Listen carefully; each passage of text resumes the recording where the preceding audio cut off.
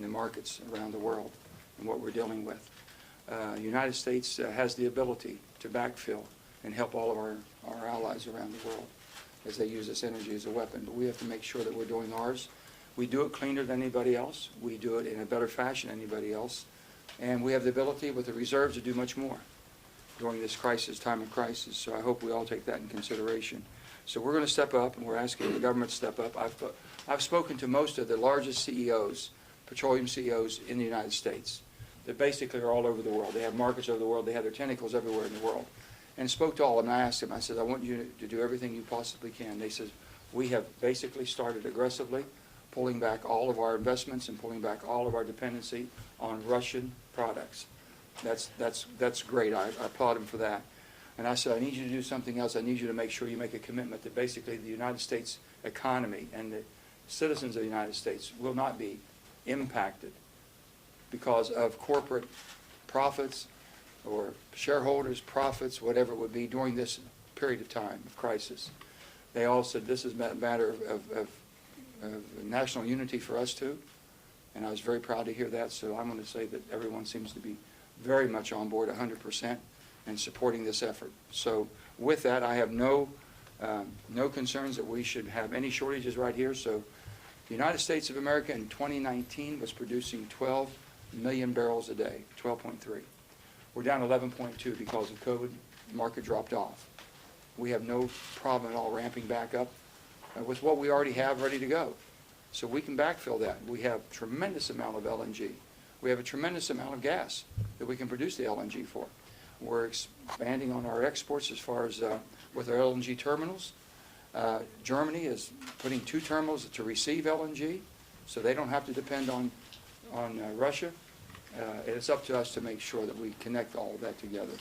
So without further ado, I want to thank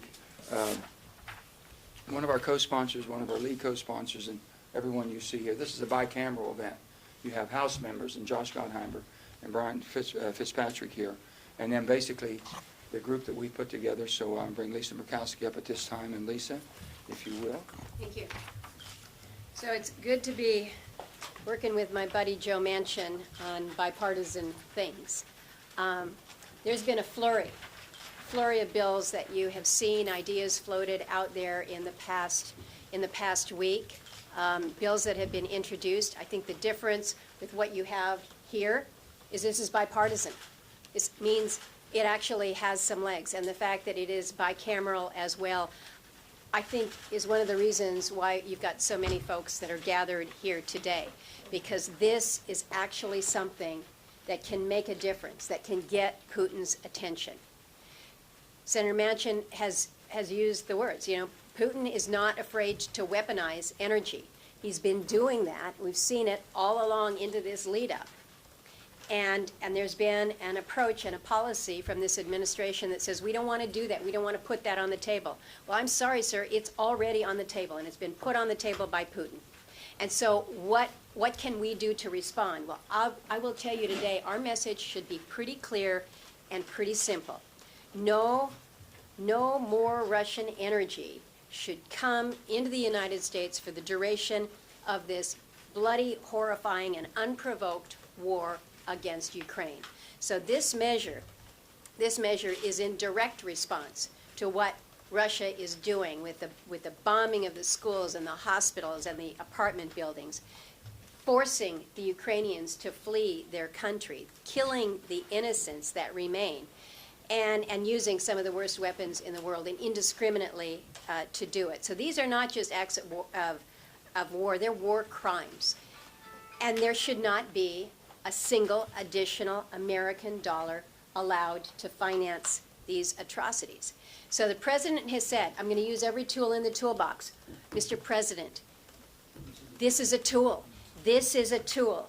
The one tool that might just force Vladimir Putin to sue for peace here. So we've got an opportunity here to address this. We in this country can move today to ban Russian energy imports. So we know that we've been bringing crude oil, Russian crude, into this country and oil products. But we've been seeing those numbers drop. Back in 2021, everyone's looking at those numbers. It's about 700,000 barrels that were coming in. We've started to see companies that are basically self-sanctioning in light of Russia's activities. According to EIA's preliminary data, U.S. crude imports from Russia were near zero at January. So to Senator Manchin's point, we can backfill all of this, but I think people need to kind of put it into context in terms of how much we might need to step up. I'm confident that we can fill the supply gaps by American production along with our allies in Canada, for instance. So I would urge the president, take your counterproductive policies like taxes and royalty hikes, take them off the table. Give the industry the confidence that it needs to be producing more. He might not want to hear this, but I think the most important step that can be taken right now to lower domestic gas prices, because that's what everybody wants. How are we going to get the prices down? It's almost psychological in nature. He's got to change course. He's got to embrace American energy. He's got to tell the public that he's doing this. That's going to do a lot more to calm than some temporary SPRO sale. We've seen that. You don't get much mileage out of that in terms of reduction in the price. You don't see it calming the markets. So to me, this is clear as day. We are not going to send Russia any more U.S. dollars to help them kill innocent people. This bill will do it. It's bipartisan, it's bicameral, and it needs to move, and it needs to move today. So let's go to the other side of the House here. Josh Gottheimer. Thank you very much. Thanks, Lisa. Thanks for inviting us over. We will leave within a half hour. Don't worry. Thank you, Joe, for inviting us, and Lisa. Thanks very much. And it's great to be with all my colleagues and with Brian Fitzpatrick, who's co-chairman with me of the Problem Solvers Caucus. You know, in times of great distress at home or abroad, we have always done best when we've stood together as one nation with our allies. As Putin's forces continue their brutal invasion into the Ukraine, the United States must stand strong against the Russian dictator. So we're joining together today to cut off Putin's largest revenue source and to support America's own energy independence and security. And we're joining forces both across the aisle and, as Lisa said, across both chambers to lead bipartisan, bicameral legislation to ban Russian oil and petroleum from being imported to the United States. And as we're announcing today, and as I'm here with Brian Fitzpatrick, who I mentioned as co-chair of the Problem Solvers Caucus, we plan to bring, not only lead in the charge in the House, but of course to bring it to the Problem Solvers Caucus for consideration. We've already taken critical steps. The Commander-in-Chief has responded quickly and aggressively to the conflict, rallying together with our NATO and democratic allies, helping build an international coalition to counter Russia, support Ukraine, and protect democratic values. We've shut down Putin's access to assets in the United States and sanctioned Russia's major banks. Important first steps, but to truly deter Putin, we need to do more. Just today, my home state of New Jersey, there, the governor, Phil Murphy, signed an executive order requiring all state agencies to temporarily revoke any contracts, permits, or licenses currently issued to companies controlled by Russia or Belarus. This is the type of impactful action we need. But now, despite widespread condemnation of Russia's actions, the United States must do more. And we have to continue to do more to import as well more than 500,000 barrels of oil each day. That must stop immediately. By banning the import of Russian oil here in the United States, we have the opportunity to work with our allies to stabilize the energy market across the world, safeguard our nation's energy security, and boost our own energy independence. It's time to ban all imports of Russian oil. And the U.S. and our allies have already announced the initial release of 60 million barrels of oil from the SPRO. Obviously, we've got to do more. Now's the time to act together, here at home with our allies abroad, and ban imports of Russian oil. And we stand strong. We're glad to hear positive feedback from the Speaker on this effort. This is a moment for people who love democracy at home and around the world to unite, and that's what we must do as Democrats and Republicans here in the greatest country in the world. And now I'm very honored to introduce my co-chair of the Problem Solvers Caucus, Brian Fitzpatrick. Thanks. When it comes to Ukraine, I think we all can agree that we have a collective similar feeling, and that is pit in the stomach. How is it possible that in the year 2022 we could be witnessing what we're seeing on TV, things that we thought were permanently relegated for the history books? My last international assignment as an FBI agent was in Ukraine. I lived there. Those are my friends that are under assault right now.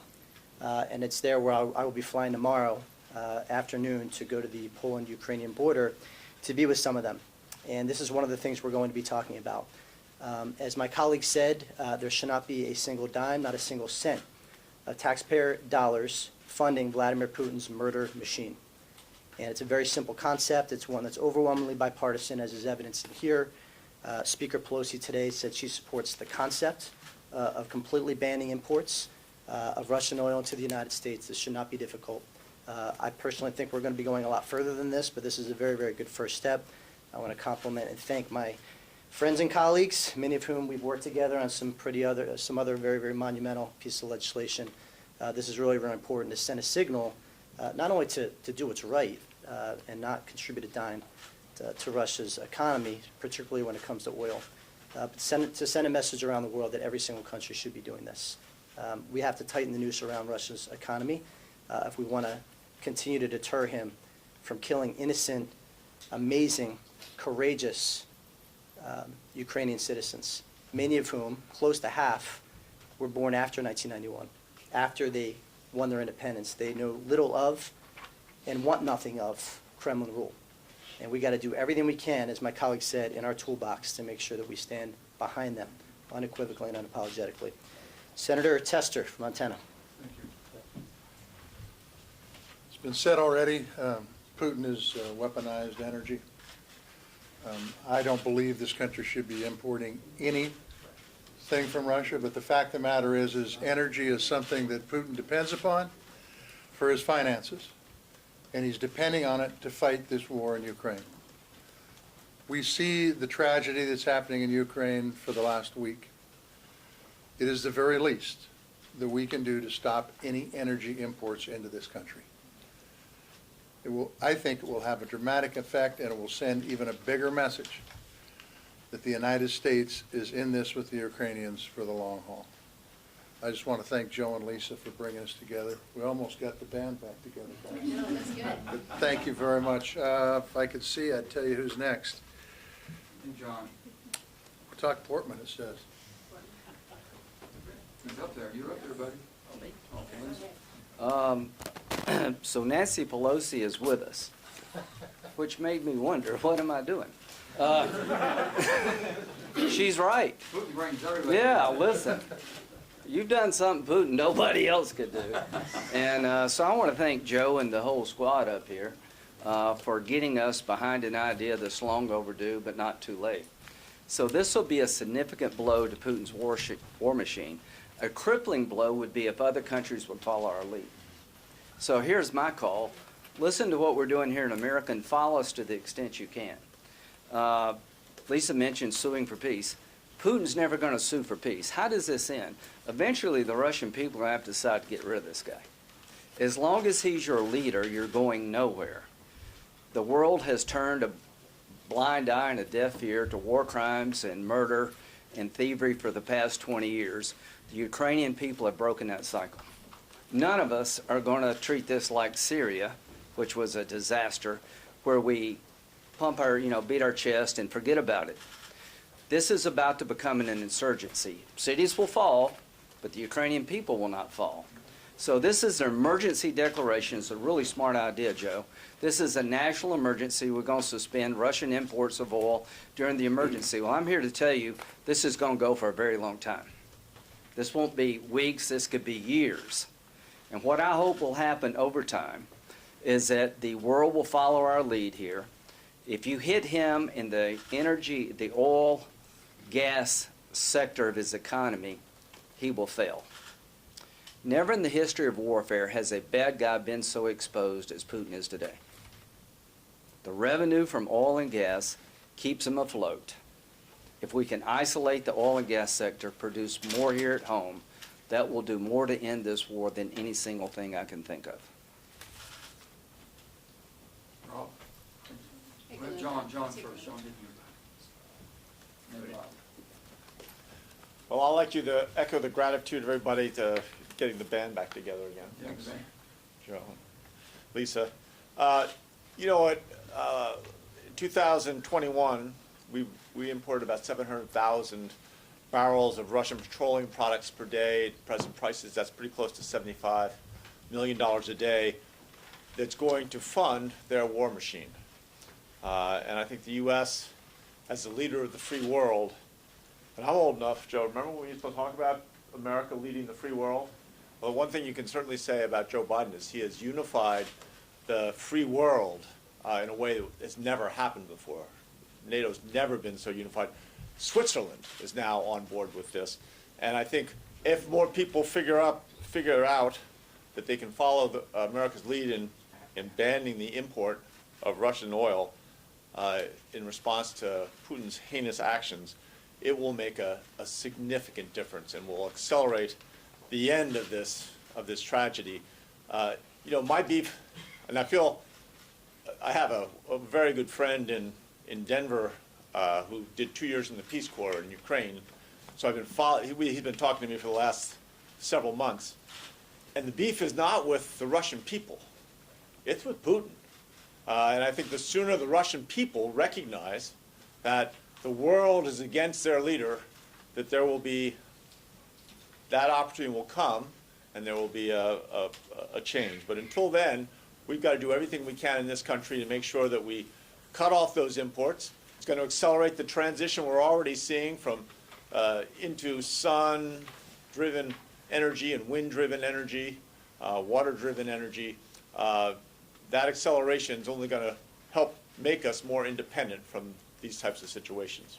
Anyway, who's? Rob. So it's nighttime in Ukraine, and we will again see horrific images on our TV screens of artillery fire, missiles being fired into cities like Kharkiv and Kyiv. They're hitting apartment buildings, they're hitting hospitals, they're hitting daycare centers. Yesterday, they even damaged the Holocaust Memorial in Kyiv. This is indiscriminate shelling that is killing thousands of civilians. The numbers we have don't tell the whole story because there are people who are under rubble who we can't count. There are children, babies who are in NICU units that have had to leave the hospitals who we haven't counted. This is an atrocity. And the United States of America has an opportunity here, not just to lead the free world, but to help Ukraine more. And one way we can help the people of Ukraine more is to tighten the noose on the Putin economy. Oil and gas, fossil fuels is number one. John McCain's famous saying, this is a country of thugs that runs a big gas station. Without those oil and gas revenues, the Russian economy definitely craters.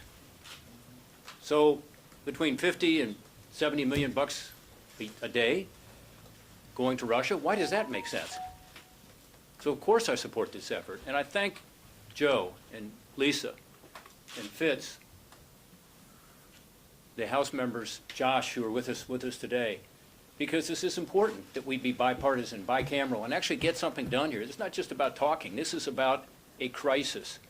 People are dying. I was in Ukraine for the last congressional delegation. Gene Shaheen and I led it. It was in January. The people we met with are now in bunkers, fearing for their lives. I've been to the line of contact. The soldiers I met are now under fire. Some of them are dead.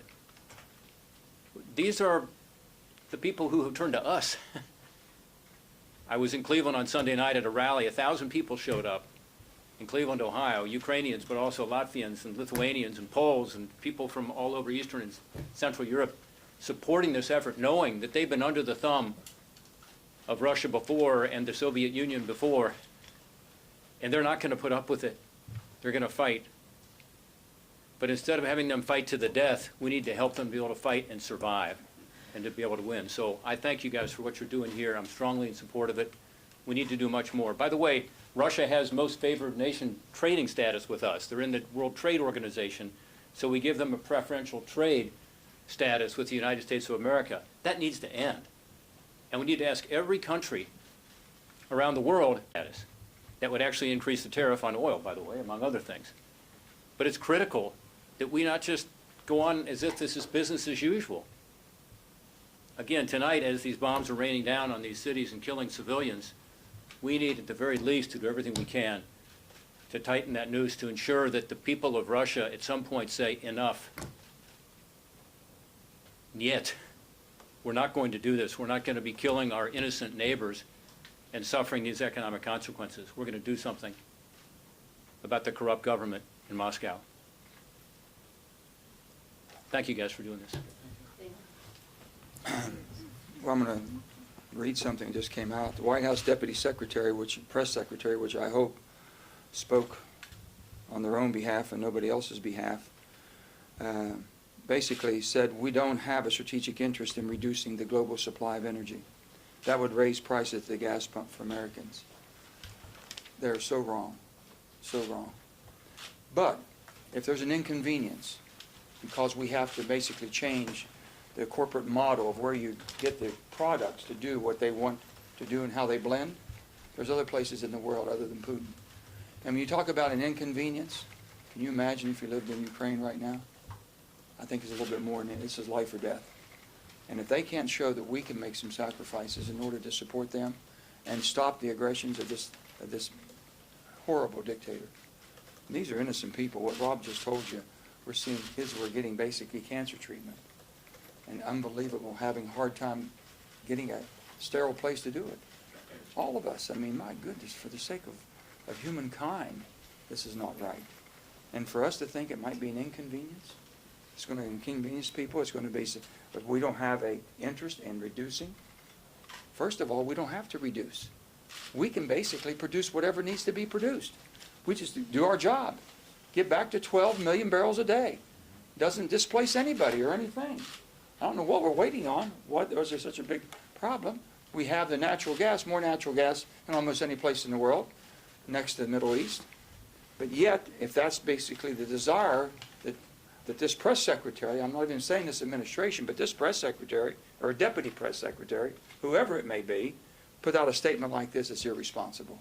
Irresponsible. Joe, let me just add on that, because I think it needs take to some be reinforced that our legislation is not a global ban on Russian oil and gas. It is just domestic.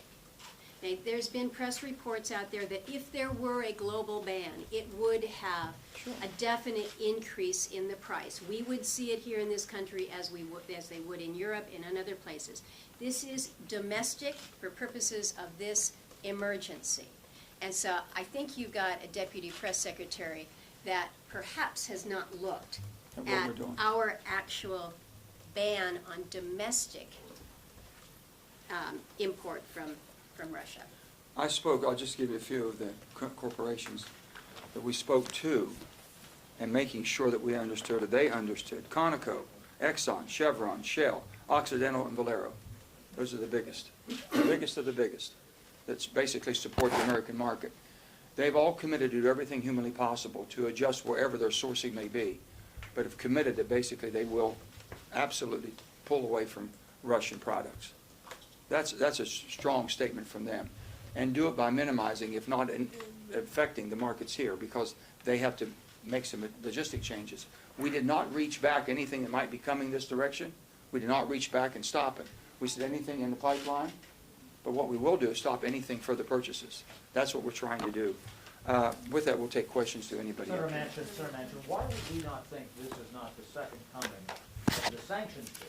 And based on what you just read from the White House, if that's in fact accurate, where you had bipartisan senators willing to put sanctions into place, ostensibly that was undercut by the White House. Now you're telling us you have a bipartisan piece of legislation here to cut off this importation of oil from Russia.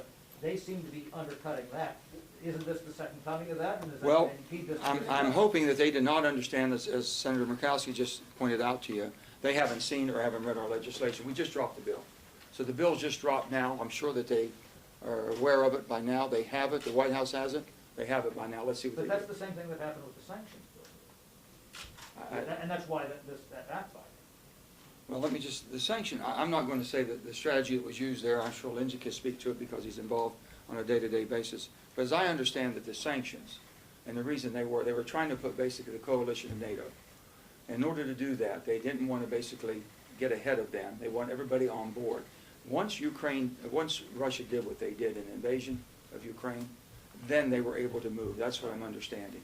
This is different than that. This is absolutely different. And think about what has happened since kind of the deal fell apart, where there was supposedly a bipartisan deal, and then the White House comes in and says, no.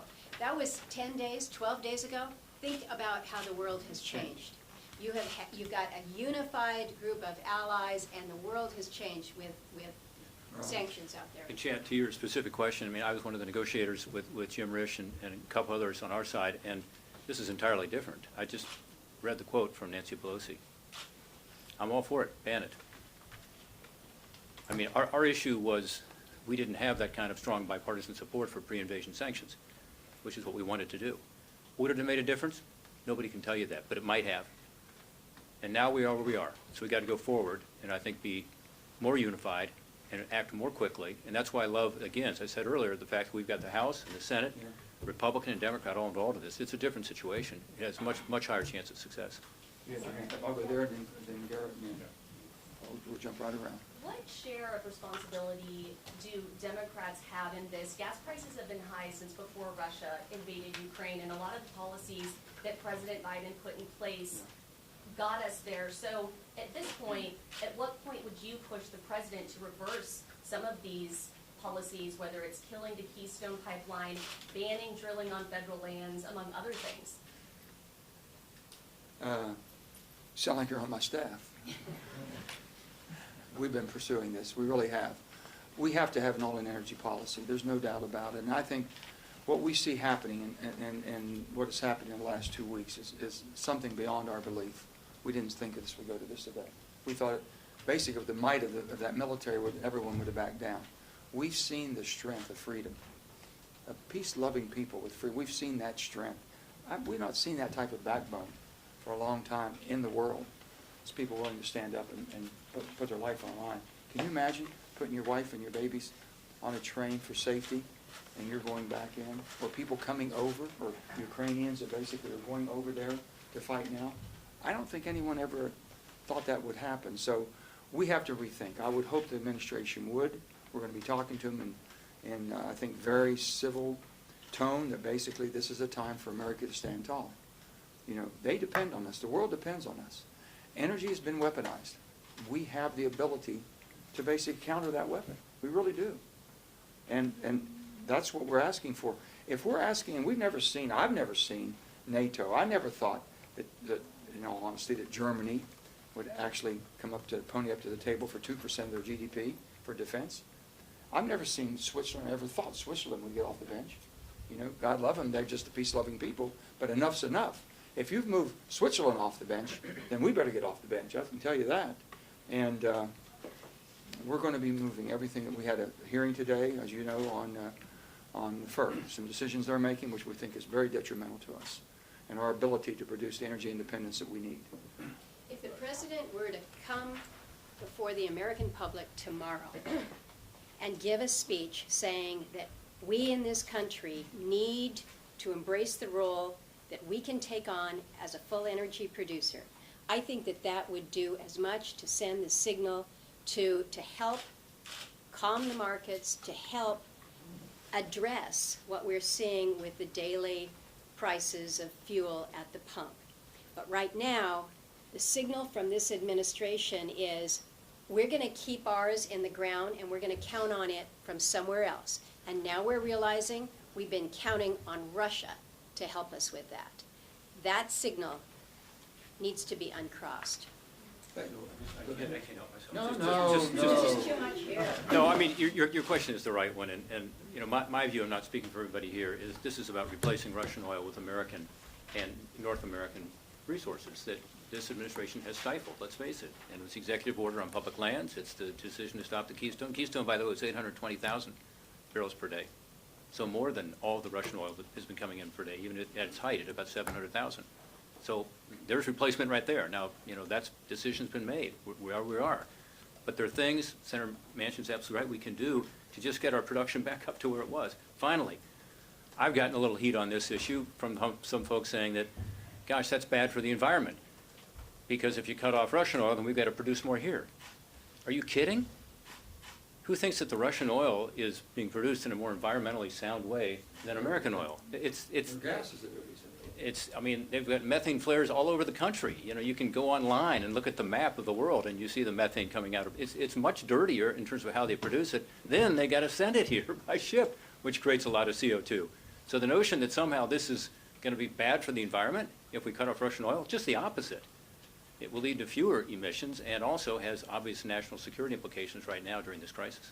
I'll give you an example. We have one pipeline, Mountain Valley Pipeline.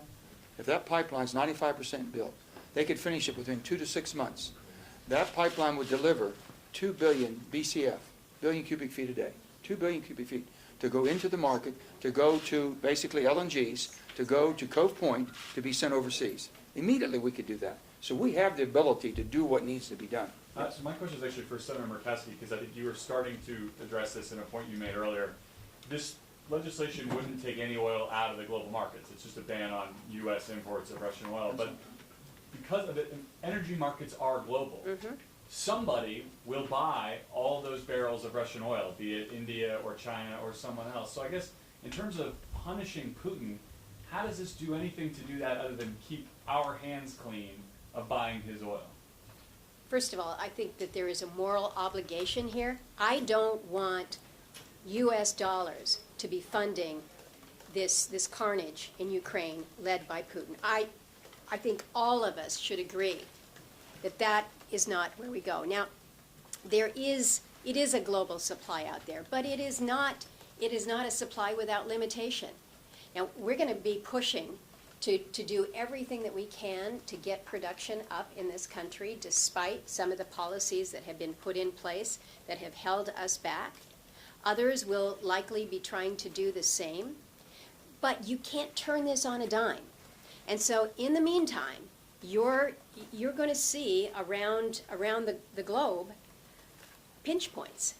And what we all need to be doing is making sure that that pinch point is felt most forcefully in Russia, directly to Putin's accounts. So what we can do here in this country, because we are poised to produce more, if just given the right signal, we can help ameliorate the pressure on us. We can help ameliorate the pressure on our allies. But not if we just continue to say, well, we're just going to keep doing what we've been doing and effectively reward Putin. That's wrong. Let me jump in and say this. First of all, the market's shrinking. There's very few people that are buying Russian products. They're moving away every day. So you mentioned 2 billion people in India and Hold China. on, that's fine, buy it. that's fine. But that's a smaller market with less cost. He's going to be punished because he will not get the price he's getting. He's now paying the best price in the market. His market has shrunk dramatically, okay? So if you only had one game in town, I know I could only sell to you. You'd be a little bit tougher to deal with. I know that. But with that, we're sending a very strong signal, and we're sending a strong signal to our allies too. We're not disrupting the world distribution. Is that the missing piece of it? Is this more effective if 20 other countries step forward and say they're doing the same thing? Countries are stepping forward everywhere humanly possible. They need backfill. We should be able to be that backfill, and that's what we're working on. And there should be the LNG. We're going from 8% up to 13%. Getting there quickly. We go further than that if we do. We have oceans of energy. We have to use that. It's a political weapon today. I mean, not a political weapon. What political weapon is more a weapon, period. A weapon of war is what he's using it for. And basically Nord Stream. It is more effective if you have others that jump in. But not everybody else has the ability to do the backfill. And so they're looking to us and saying, what the hell? Can't you help us? What are you sitting on your hands? You know, and you're Nord Stream, asking us to keep taking it from Russia? No. They're looking to us and saying, you've got the ability to do more to help all of us. So do it. Nord Stream Not 2 just right us now. saying this. Nord Stream 2 is charged, okay, ready to go? By the will of the Germans and the will of the Europeans, they shut it down. That shows the resolve they have. Now, someone's got to help them, and as quickly as we possibly can. Let me say, I know we could go on all day long. I'm going to just, hold on one second. I realize, and then after we'll do it, but I want to say, one second. I want Brian, basically, we've all heard, and our hearts go out, and I just want everyone to take a moment of thinking about the Ukrainian people, as we sat here today, and the safety we have and the defense of our country, and think about these human beings who basically thrust in a war zone to where their children are at risk, they're at risk, Their way of life's at risk, their homes are gone. Think about that. That changed all in 1 week for you and me. And we had someone out there who's always been our friend. He said, man, I wish my friend could help me. I really wish my friend would come. That's really where they're at. Brian, why don't you, basically in his own native language, in their own native language. No, it's just before 10 o'clock in Kiev. Night has fallen. President Zelensky, Mayor Klitschko, members of the Rada, members of the press are all wearing Kevlar, if they can find it, arms, carrying arms if they have them available. Ukraine's independence is 30 years old. They're a very young country, and we were a very young democracy at one point. Our democracy, as we all know, is 245 years old, and we're the oldest democracy on the planet. And Ukraine and the world are now seeing how hard it is to remain free in an era where evil is rampant across the globe. And for all of our friends in Ukraine, Slava Ukraina, as they say, the rallying cry, glory be to Ukraine. Thanks. Thank you. Thank you, Ms. Franklin. Are you confident that you can get 60 votes for this, and what kind of outreach will you do? Well, I think I've never seen anything more bipartisan support than I've seen for this in a bicameral way. That quickly. That quickly, we did it one day, and basically when you have Nancy Pelosi saying this is something she supports. Hold on. If it means reducing reliance on foreign oil, does that add any urgency in your view to kind of deal with your party on a reconciliation bill that contains a lot of the clean energy tax credits that you said you've been in favor of? Oh, no, we're willing to talk about anything. The bottom line is the production of fossil fuels right now. I mean, wind and solar is not going to put natural gas over there. And, okay, that's we have to be realistic what we're trying to do here. The bottom line is we can go from 11 million to 12 million overnight. Overnight with these lists. We can build a pipeline in 2 to 6 months of these 2 billion BCF. We can do that. But the people that are fighting, taking to court all the time, and basically the administration needs to step up and help us on that. And absolutely, we have to go forward with our climate solutions. I'm all for that. I've always been all for that. But it's not all in policy. I'm not going to throw one out to win for the other. You need the horsepower to run a country. You need the horsepower to be the superpower of the world and be able to have your allies depend on you. And we haven't been there for that. We've throttled back and never throttled back up. That's all I'm saying. And I'll just say this for my own. I would gladly, if there was a poll being taken, they said, Joe, would you pay 10 cents more a gallon to support the people of Ukraine and stop basically the support of Russia? I would gladly pay 10 cents more a gallon. As the Senator mentioned, do you think people will feel that way after they've been told for months by everyone in Congress, inflation is attacked, it's a heavy burden? Inflation is attacked. This is war. Will people believe that? I have to ask them. Get the poll. Okay. I want to see how you finance that pool. We can do a poll. Yeah, you got. You guys put the results of that out first? It'll take a few days. I'd love to see the poll.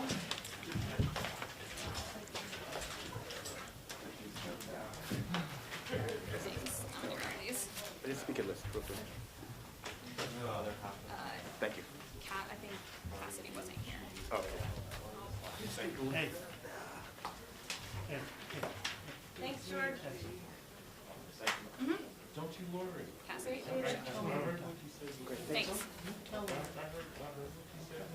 Can you guys help grab all the papers, please?